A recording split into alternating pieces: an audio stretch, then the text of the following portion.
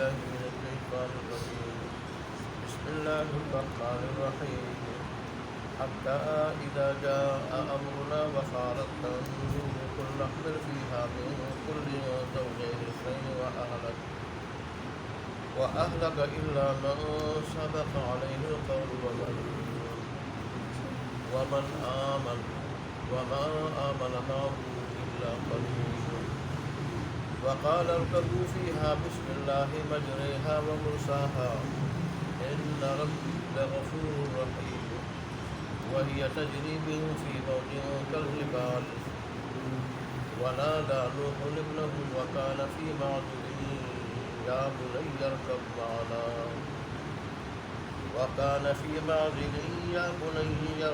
معنا ولا تكن مع الكافرين قال سآوي إلى جبل يعصمني من الماء قال لا عاصم اليوم من أمر الله إلا من رحم وحال بينهما الموج فكان من المغرقين صدق الله مولانا العظيم وصدق رسوله النبي الأمي الكريم ونحن على ذلك لمن الشاهدين والشاكرين والحمد لله رب العالمين. موسیٰ علیہ السلام نے جب 950 برس تبلیغ کی اور قوم پہ اس کا کوئی اثر نہیں ہوا اور ان بدبختوں نے موسیٰ علیہ السلام کی خیر خواہانہ تبلیغ نصیحت بعض کو جھگڑا قرار دیا. نوح علیہ السلام کی خیر خواہانہ نصیحت کو اور تبلیغ کو انہوں نے جھگڑا قرار دیا اور کہنے لگے کہ یا نوح قد جادلتنا فاکثرت جدالنا فأتنا بما تعدنا ان كنت من الصادقین کہ تو ہمارے ساتھ بہت زیادہ جھگڑا کر چکا، بس مزید سننے کے لیے تیار نہیں.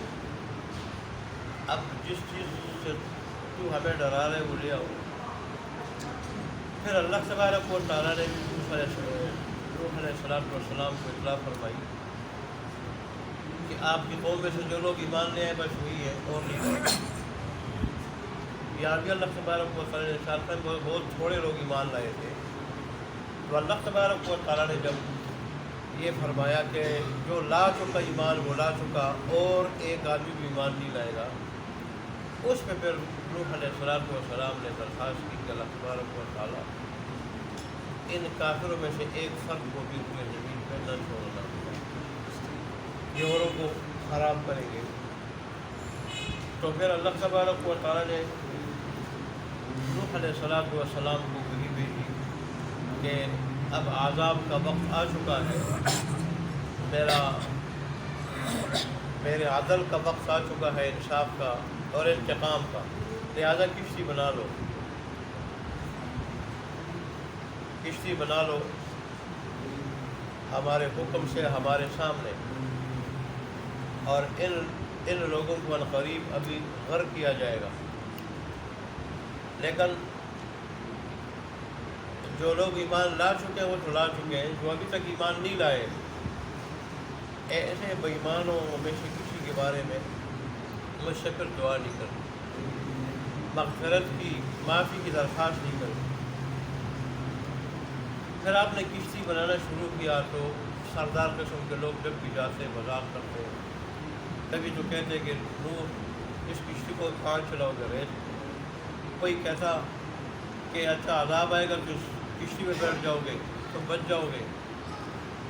بس کوئی کیا کہتا. نوح علیہ السلام بڑے تحمل کے ساتھ جواب دیتے کہ اب تم مذاق کر رہے ہو، ایک دن آ جائے گا تمہیں تمہارے اس مذاق کا جواب مل جائے گا، اس کا انجام سامنے آ جائے گا اور تمہیں پتہ چل جائے گا کہ کس کے پاس رسوا کرنے والا اور دائمی عذاب آتا. آج پھر اللہ تبارک و تعالیٰ نے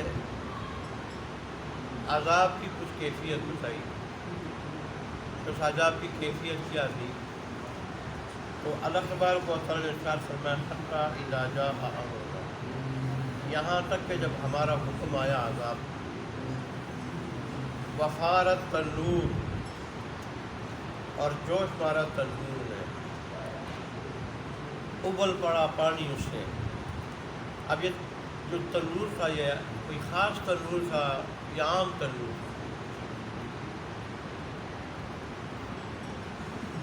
اور پھر تنور سے مراد کیا ہے، آیا جو تنور کا لفظ آیا ہے جو عربی میں، اردو میں، پنجابی میں، فارسی میں، سبھی زبانوں میں اس کو تنور کہا جاتا ہے، یعنی آگ کی وہ بھٹی جس میں روٹیاں پکائی جاتی ہیں۔ آیا وہ تنور مراد ہے یا کوئی اور ہے؟ تو بہرحال جو بھی تھا وہ خاص چشمہ تھا جس کو یہاں تنور کہا گیا، یا وہ جیسے بعض نے لکھا ہے کہ اس سے مراد، جیسے عبداللہ بن عباس میں فرماتے ہیں، اس سے مراد سطح زمین ہے، سطح الاخبار یہ نشانی قرار دی تھی عذاب کی ابتدا کی، کہ جب پانی ابلنا شروع کر دے، کسی خاص تندور سے، جیسے روایت میں آتا ہے، تفسیر روایت میں کہ نوح علیہ السلام کے گھر کے اندر تندور تھا جس پہ حضرت حوا رضی اللہ عنہا روٹیاں پکایا کرتی تھی، اس سے مراد وہ تندور ہے۔ اور بعض کہتے ہیں اس سے مراد خاص چشمہ ہے، کہ جب اس چشمے سے پانی ابلنا شروع ہو جائے تو سمجھ جاؤ کہ اب اس کا عذاب کی ابتدا ہو چکی، اور پھر خود بھی گھر والوں کو سوائے ایک بیوی کے اور بیٹے کنعان کے، باقی گھر والوں کو، گھر والے میں 3 آپ کے بیٹے آتے ہیں، حام، سام، یافس، جن سے یہ نسل چلی ہوئی ہے انسانیت۔ یہ جو موجودہ نسل ہے نوح علیہ السلام کے 3 بیٹوں سے چلی ہے، حالانکہ آپ پہ 80 یا 82 آدمی ایمان لا چکے تھے، جن میں مرد بھی تھے اور خواتین بھی تھی، لیکن نسل کسی اور سے نسل انسانی نہیں چلی، صرف آدم علیہ السلام کے 3 بیٹوں سے چلی، اس لیے تو نوح علیہ السلام کو آدم ثانی کہا جاتا ہے۔ تو بہرحال یہ ایک نشانی تھی کہ جب پانی ابل پڑے، تھا اس خاص تنور سے جو ان کے گھر کے اندر تھا، جس پر حوا رضی اللہ عنہا روٹیاں پکایا کرتی تھی، یا ان کے گھر کے اندر کوئی اور تنور تھا، یا کوئی خاص چشمہ تھا، اور یا اس سے مراد سطح زمین ہے کہ سطح زمین سے جب کیا ہو جائے پانی ابل پڑے، یا اس سے عام تنور مراد ہے کہ جتنے بھی تنور ہیں ان تنوروں سے جب پانی ابل پڑے تو یہ عذاب کا آغاز ہوگا، پھر کسی میں خود بھی بیٹھو، لوگوں کو بھی بٹھاؤ جو ایمان لا چکے۔ وہ تو پھر پانی ایسا تھا کہ پوری زمین سے ابل رہا تھا، پوری کی پوری زمین سے، اور 40 دن تک اوپر سے بارش ہوتی رہی، موسلادھار بارش، اور نیچے سے پانی زمین سے جگہ جگہ سے ابل رہا تھا۔ ظاہر ہے اگر 10-12 گھنٹے موسلادھار بارش ہو جائے تو اس سے یہاں ڈھوکھمے میں سیلاب آ جاتا ہے۔ پچھلی مرتبہ جب سیلاب آیا تھا وہ کہیں 8 گھنٹے یا 12 گھنٹے تب ہوئی تھی بارش، کتنا سیلاب آیا تھا۔ تو پھر 40 دن، اور وہ بھی پھر اس قسم کی بارش ہو کہ اوپر سے بھی ہو اور نیچے سے بھی ہو، نیچے سے چشمے، نہریں وہ ابل جائے، پانی زمین کی جتنی سطح ہے وہ ابل جائے، اور ہر جگہ سے پانی ابلنا شروع کر دے، پانی جوش مارتا ہوا نکلنا شروع کر دے، اور پھر 40 دن ہو، تو ظاہر ہے اس پانی کا پھر کیا عالم ہوگا۔ یہی وجہ تفسیر روایات میں آتا ہے کہ وہ پانی کی سطح اتنی بلند ہو گئی تھی، اتنی بلند کہ اونچی سے اونچی پہاڑی سے بھی 20 یا 30 ہاتھ، فٹ نہیں، 20 یا 30 ہاتھ یہ پانی اوپر چلا گیا تھا۔ اونچے سے اونچا پہاڑ بھی اس میں کیا ہو گیا تھا، ڈوب گیا تھا، اور اس سے بھی پانی 20 سے 30 ہاتھ اوپر گیا تھا۔ 15 ہاتھ 25 فٹ بنتے ہیں، 15 ہاتھ 25 فٹ، اس سے آپ اندازہ لگا لیں وہ کتنا اوپر پانی تھا، کہ اونچے سے اونچا پہاڑ بھی نہیں رہا تھا۔ اور موجیں جو تھی، اتنا جب پانی اس کی موجیں بھی اتنی زیادہ ہوتی ہیں، جیسے دریا کی موجیں چھوٹی ہوتی ہیں، پھر سمندر کی موجیں پہاڑ جتنی، تو ایسے ہی اس کی موجیں، یہ جو طوفان آیا تھا پانی کا، اس کی موجیں بھی بہت بڑی بڑی تھی، جیسے اللہ نے فرمایا جیسے بڑے بڑے پہاڑ، ان پہاڑوں کے بیچ میں جب اللہ کا حکم تھا تو کشتی چل رہی تھی۔ حالانکہ عموماً ایسی موجوں میں کشتی ڈوب جاتی ہے، بڑے بڑے جہاز جب بڑی بڑی موجیں ہوں سمندر میں، اور عموماً طوفان کے وقت ایسا ہوتا ہے کہ یہ جو طوفان ہوتا ہے ہوا کا طوفان، ہوا کا، یہ پانی کو پھر اٹھاتا ہے۔ اللہ نے ہوا کے اندر بڑی طاقت رکھی ہے، وہ پھر سمندر جیسے طاقت والے پانی کو بھی اٹھاتا ہے اور بڑے بڑے پہاڑوں کی طرح اونچائی تک لے جا کے وہاں واپس پھینکتا ہے۔ ہوا پھینکتی ہے تو پھر ظاہر ہے وہاں پھر بڑے بڑے جہاز بھی تباہ ہو جاتے ہیں۔ لیکن یہ نوح علیہ السلام کی کشتی اللہ کے حکم سے چل رہی تھی، پہاڑ جتنی موجیں تھیں ان کے بیچ میں وہ جا رہی تھی، لیکن مسلمان نوح علیہ السلام وہ بچے ہوئے تھے اللہ تبارک و تعالیٰ کے حکم سے۔ اور پھر تفسیر روایات میں آتا ہے کہ یہ 120 دن تک، میں نے ایک جگہ 6 مہینے بھی پڑھا تھا، اور 100 اس میں بابل میں آیا ہے 120 دن تک یہ کشتی چل رہی تھی پانی۔ جہاں نوح علیہ السلام روکنا چاہتے بسم اللہ پڑھتے تو رک جاتی، اور جہاں چلانا چاہتے بسم اللہ پڑھتے تو وہ چل پڑتی۔ اور آج بھی احادیث کے اندر اس دعا کے ساتھ کچھ اور کلمات بھی آئے ہیں۔ اگر کسی کو وہ کلمات حدیث والے نہ آتے ہوں تو کم از کم قرآن میں جو الفاظ آئے ہیں بسم اللہ مجریہا و مرساہا، یہ جو آدمی ہوائی جہاز میں بیٹھتے وقت پڑھے، سمندری جہاز میں، کشتی میں جہاں کہیں وہ بیٹھتے وقت پڑھے، اللہ تبارک و تعالیٰ ایسی کشتی کو ڈوبنے سے بچائے گا۔ ہوائی جہاز ہوگا تو اللہ تبارک و تعالیٰ گرنے سے بچائے گا۔ یہ وہ دعا ہے جیسے کہ ہم جب خشکی پہ سفر کریں، کار میں ہوں یا گھوڑے پہ ہوں، اونٹ پہ ہوں، وہاں قرآن نے ہمیں یہ دعا بتائی کہ جب تم بالکل اس پہ سیدھے بیٹھ جاؤ سواری پہ تو یہ دعا پڑھو کہ اللہم سبحان الذی سخر لنا ھذا وما كنا له مقرنین وإنا إلی ربنا لمنقلبون۔ اللہ تبارک و تعالیٰ تیری ذات پاک ہے، اگر تو اس سواری کو ہماری تابع نہ کرتا تو ہم اس کو قابو میں لا نہیں سکتے تھے، ہم اس کو تابع نہیں کر سکتے تھے۔ ایسے ہی اس کا مطلب ہے اس دعا کا جو کشتی اور جہاز میں بیٹھنے کے وقت آدمی پڑھے، اس کا وہ ہے کہ اللہ ہی کے نام کی برکت ہے، اللہ ہی کے نام کی برکت ہے اس کا چلنا ہے، اور اللہ ہی کے نام کی برکت سے اس کا رکنا ہے۔ تو ظاہر ہے سارے کام وہ اللہ کے حکم سے ہوتے ہیں، کسی چیز کا چلنا، رکنا، کسی چیز کا ڈوبنا، بچ جانا۔ تو ہمیں ہمارے اس جامع دین نے ایسے کلمات دعائیں بتائی ہیں کہ ہم وہ پڑھیں تو اللہ کی مدد ہمارے شامل حال ہو جائے۔ تو بہرحال پھر نوح علیہ السلام نے کشتی میں اللہ کے حکم سے وہ خود بھی بیٹھ اوروں کو بٹھا دے کہ اب کوئی باتیں ان کے بیچ میں کر لیں۔ حتیٰ اذا جاء امرنا، یہاں تک کہ جب آیا ہمارا حکم، وفارت تنور، اور پانی ابل پڑا، ابال دیا تندور نے، یا تنور نے جوش مارا۔ پانی ابل پڑا تنور سے یا تنور نے جوش مارا، دونوں معنی لکھے ہم نے مفسرین۔ قل نحمل فیہا، تو ہم نے کہا کہ اب سوار کر دو اس کشتی کے اندر، من کل زوجین اثنین، ہر قسم کے جوڑوں سے دو دو، ہر قسم کے جوڑوں سے دو دو، جتنی بھی جنس کے جانور ہیں ان میں سے دو دو کشتی میں بٹھا دیں، سوار کریں۔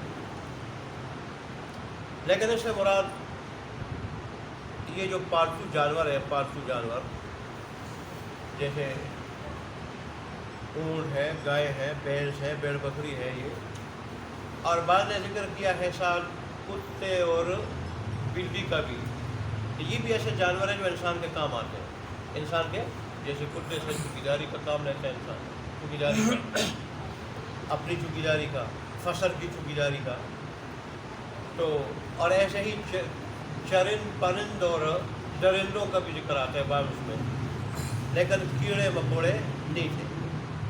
بس جن چیزوں میں تناسل چلتا ہے، ان نر اور مادے کے ملاپ سے نسل آگے چلتی ہے، جانوروں میں سے ان کے ساتھ لینے کا حکم تھا۔ دوبارہ نوح علیہ السلام نے حکم دیا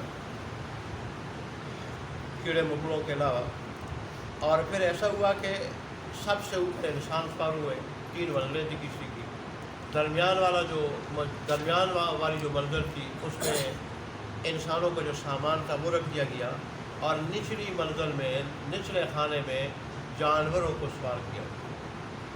اور اس طرح پھر یہ دعا پڑی، نوح علیہ السلام نے یہ دعا پڑھی، سب نے یہ دعا پڑھی، اور کشتی جو ہے وہ چل پڑی. اور وہ پھر کشتی چلتی رہی. بائبل کی روایت کے مطابق 120 دن، 5 مہینے تک چلتی رہی. اور اس کے بعد پھر قرآن کہتے ہیں جودی پہاڑی سے جا کے اللہ کے حکم سے ہوگا وہ ٹک گئی. تو یہاں تو سوار ہونے کی دعا بتائی، دوسری جگہ اللہ نے نوح علیہ السلام کو دعا بتائی تھی اترنے کی. وَقُلْ رَبِّ أَنْزِلْنِي مُنْزَلًا مُبَارَكًا کہ اللہ تبارک و تعالیٰ ہمیں اتارے کشتی سے تو برکت کے ساتھ ہمیں اتارے، خیریت کے ساتھ اور برکت کے ساتھ. چنانچہ ایک تو ہر قسم کے جانوروں کے جو ہے کیا کر لیں، جوڑوں میں سے 2 لے، نر مادہ وَأَهْلَكَ اور اپنے گھر والوں کو. بعض روایت میں آتا ہے کہ 2 بیویاں تھیں. مشہور تو ہے کہ بیوی ایک تھی اور کافرہ تھی نا، لیکن بعض تفصیل روایت میں آتا ہے کہ 2 بیویاں تھیں. ایک مومنہ تھی، مسلمان تھی، مسافر، اور 3 بیٹے ایمان لائے تھے، 7 تھے، فرمان بردار تھے. ایک بیٹا کنان. بعض روایت میں تو یہ آتا ہے، بعض مفسرین نے لکھا ہے کہ یہ نوح علیہ السلام کا اپنا بیٹا نہیں تھا، بلکہ بیوی کے سابقہ شوہر سے تھا. لیکن مشہور اور صحیح بات یہ کہ نوح علیہ السلام کا اپنا بیٹا تھا، لیکن اس نے نبوت زیادہ ہونے کی قدر نہیں کی تو ہدایت سے محروم ہوا. اور پھر اللہ تبارک و تعالیٰ نے اس کو اپنے رحم سے، اپنی رحمت سے محروم کر دیا اور ڈبو دیا. اور دنیا کو، انسانیت کو یہ درس دیا کہ آدمی ہمیشہ جب بچتا ہے میری پکڑ سے اور میری رحمت کا مستحق ہوتا ہے تو ایمان سے اور نیک عمل سے. اگر کوئی صاحبزادہ بھی ہے، باپ کے راستے پہ جب چلے گا، اس کا مشن اپنائے گا. باپ جب نبی ہو، باپ دیندار ہو، باپ ہدایت یافتہ ہو، اس کے مشن کو اپنائے گا، اس کے راستے پہ چلے گا، ایمان اور نیکی کے ساتھ زندگی گزارے گا، وہی میری پکڑ سے بچے گا. اور جو ایمان سے محروم ہے اور نیکی سے محروم ہے، نیک عمل سے محروم ہے، تو صرف صاحبزادیت اس کو نہیں بچا سکتی.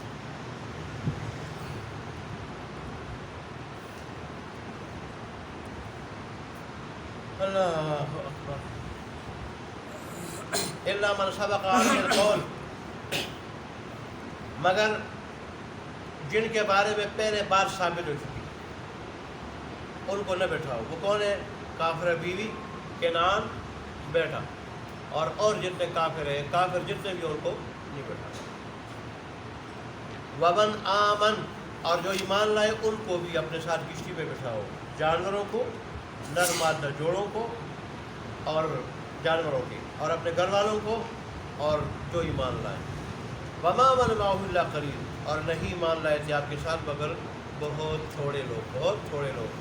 یہی 80 یا 82 آدمی اور عورتیں، 80 اور 82 افراد ایمان لے آئے تھے، جس میں مرد بھی تھے، خواتین بھی.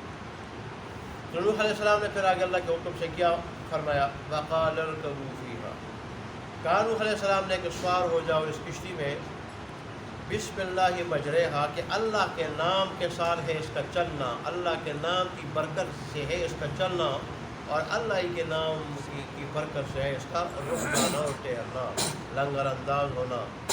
ان ربی لغفور رحیم، بے شک میرا رب البتہ بہت زیادہ بخشنے والا اور انتہائی رحم کرنے والا ہے. مطلب ہے کہ ایک آدمی اگر اطاعت کی زندگی گزار رہا ہو، عام طور پہ گناہوں سے اپنے آپ کو بچا رہا ہو، بغاوت سے بچا رہا ہو، اس سے اگر کوئی گناہ ہو جائے تو اللہ تبارک و تعالیٰ اس کو معاف کر دیتا ہے.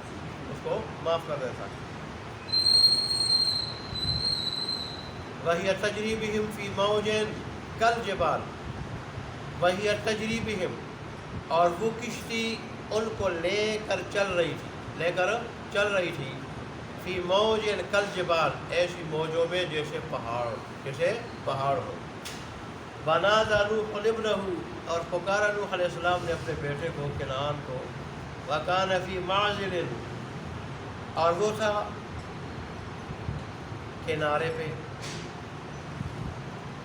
اور وہ تھا کنارے پہ، اور وہ تھا نوح علیہ السلام سے ہٹا ہوا، دونوں معنی اس کے، ان کے راستے سے ہٹا ہوا اور کشتی سے ہٹا ہوا، کشتی سے ہٹا ہوا۔ کیا کہا؟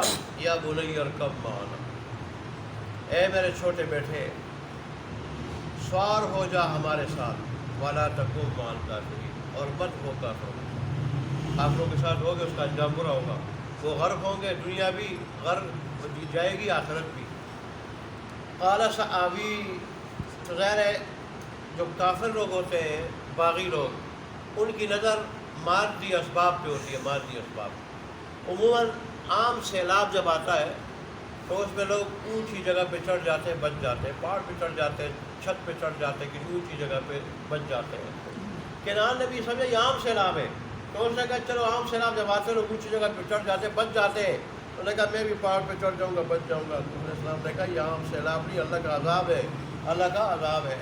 ایمان والوں کے علاوہ اللہ نے آج کسی کو چھوڑنا نہیں، بچانا نہیں، لہذا ایمان لا کے کشتی میں بیٹھ جاؤ گے، یہ رحم کی جگہ ہے، یہ رحم کی جگہ ہے، کشتی جہاں اللہ کی رحمت کے مستحق لوگ بیٹھے ہوئے ہیں، ایمان والے، نیک اعمال والے، اللہ کی اطاعت کرنے والے، فرمان برداری کرنے والے، تو یہاں اگر بیٹھو گے تو بچ جاؤ گے، یہاں نہیں بیٹھو گے تو بچ نہیں سکو۔